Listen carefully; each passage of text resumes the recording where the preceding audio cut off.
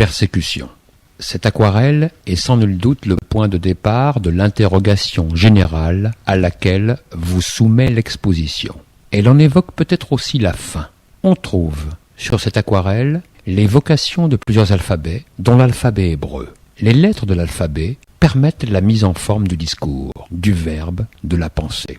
Les écrits permettent de comprendre les idéologies sous-tendues, d'expliquer, de détailler les grandes visions mortifères. L'écriture n'est pas neutre. C'est elle qui permet de passer de la conceptualisation de l'idée à la réalisation. Dans la trace écrite, un discours s'avance, non masqué.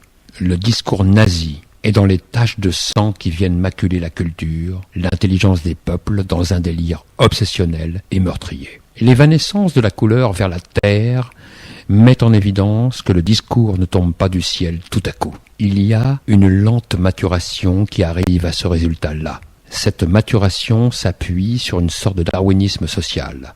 Rien n'arrive par hasard.